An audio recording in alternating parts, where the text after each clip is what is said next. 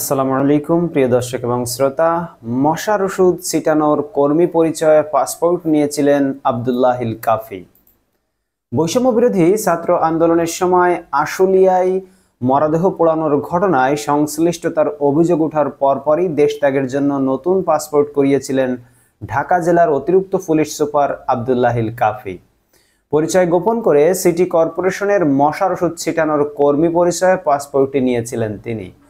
পরে হযরত শাহজালাল আন্তর্জাতিক বিমানবন্দর থেকে কাফিকে গ্রেফতারের পর ধরা পড়ে বিষয়টি। আর এ ঘটনায় গাফিলতির প্রমাণ পাওয়ায় সাময়িক বরখাস্ত হয়েছেন পাসপোর্ট অধিদপ্তরের উপসহকারী পরিচালক জাহাঙ্গীর আলম। সোমবার ৭ অক্টোবর সন্ধ্যায় সংবাদ সম্মেলনে পাসপোর্ট অধিদপ্তরের অতিরিক্ত মহাপরিচালক এটিএম আবু আসাদ এসব তথ্য তুলে ধরেন। তিনি বলেন, বিষয়টি ধরা পড়ার পর ভুয়া তথ্য দিয়ে নেওয়া সেই পাসপোর্ট বাতিল করা হয়েছে। এ ঘটনায় গাফিলতির প্রমাণ পাওয়ায় পাসপোর্ট অধিদপ্তরের উপসহকারী পরিচালক ডিএডি জাহাঙ্গীর আলমকে সাময়িক বরখাস্ত করা হয়েছে। আবু আসাদ বলেন, আব্দুল্লাহিল কাফি পুলিশ কর্মকর্তা হিসেবে নেওয়া তার সরকারি পাসপোর্ট ফেরত দিয়ে পরিচয় গোপন করে সিটি কর্পোরেশনের কর্মী হিসেবে সাধারণ পাসপোর্টের জন্য আবেদন করেন। এজন্য তিনি সিটি কর্পোরেশনের জাল অনাপত্তি জমা দেন। তিনি বলেন, আগারগাঁওয়ের পাসপোর্ট দপ্তরে ওই পুলিশ কর্মকর্তা সাধারণের বেশে এসে সবার জন্য নির্ধারিত কাউন্টারে পাসপোর্টের জন্য আবেদন করেন। পাসপোর্টের জন্য জমা দেওয়া আবেদনপত্রের সঙ্গে তিনি ঢাকা উত্তর সিটি কর্পোরেশনের স্প্রেম্যান সুপারভাইজারের পদ থেকে ইস্তফা দেওয়ার কাগজ জমা দিয়েছিলেন। সংবাদ সম্মেলনে আবু আসাদ আরো বলেন, গত 15 আগস্ট আবেদন করেন তিনি। সেদিনই তিনি সাধারণ পাসপোর্ট পেয়ে যান। জরুরি ফি জমা দেওয়ায় নিয়ম অনুযায়ী ওই দিনই পাসপোর্ট পান তিনি। তথ্য গোপন ও জাল কাগজপত্রের বিষয়টি 7 সেপ্টেম্বর জানার পর পুলিশ কর্মকর্তা কাফির নতুন পাসপোর্ট বাতিল করার পাশাপাশি সংশ্লিষ্ট ব্যক্তিদের কারণ দর্শানোর নোটিশ দেওয়া হয়।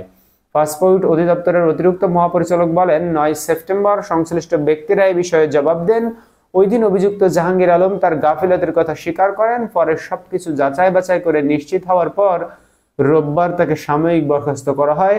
তদন্তে আরো কারো গাফিলতির প্রমাণ মিললে তাদের বিরুদ্ধে আইনানুগ ব্যবস্থা নেওয়া হবে। সাধারণ পাসপোর্ট নিয়ে বিদেশে যাওয়ার চেষ্টা করলে গত 2 সেপ্টেম্বর বিমানবন্দর থেকে আব্দুল্লাহিল কাফিকে আটক করা হয়। এরপর তাকে হাজারীবাগে অপহরণ করে নির্যাতনের অভিযোগ করা এক মামলায় গ্রেফতার দেখানো হয়। 3 সেপ্টেম্বর স্বরাষ্ট্র মন্ত্রণালয়ের জননিরাপত্তা বিভাগের জ্যেষ্ঠ সচিব মোহাম্মদ আব্দুল মোমেনের সই করা এক প্রজ্ঞাপনে আব্দুল্লাহিল কাফিকে বরখাস্ত করা হয়। সংবাদ সম্মেলনে আরো উপস্থিত ছিলেন অতিরিক্ত মহাপরিচালক passport immigration Selina Banu, system analyst Nazrul Islam Bhuiyan প্রমুখ। প্রিয় দর্শক এবং শ্রোতা, এখানে আব্দুল্লাহিল কাফির পাসপোর্ট পাওয়া নিয়ে কিন্তু আমি মনে করি তিনি ষড়যন্ত্রের আশ্রয় নিয়েছিলেন ওখানে যিনি দায়িত্ববান কর্মকর্তা ছিলেন। আশা করি তারও বিচার হবে। দেখা হবে পরবর্তী ভিডিওতে। অবশ্যই আপনারা আপনাদের মূল্যবান মতামত কমেন্ট বক্সে জানাবেন। প্রিয় দর্শক এবং শ্রোতা, দেখা হবে পরবর্তী ভিডিওতে অন্য কোনো খবর নিয়ে। সেই পর্যন্ত আপনারা সকলে যা যা জায়গায় আল্লাহর রহমতে ভালো থাকবেন। এখন বিদায় নিচ্ছি। আল্লাহ হাফেজ। আমাদের চ্যানেলটিকে সাবস্ক্রাইব করবেন।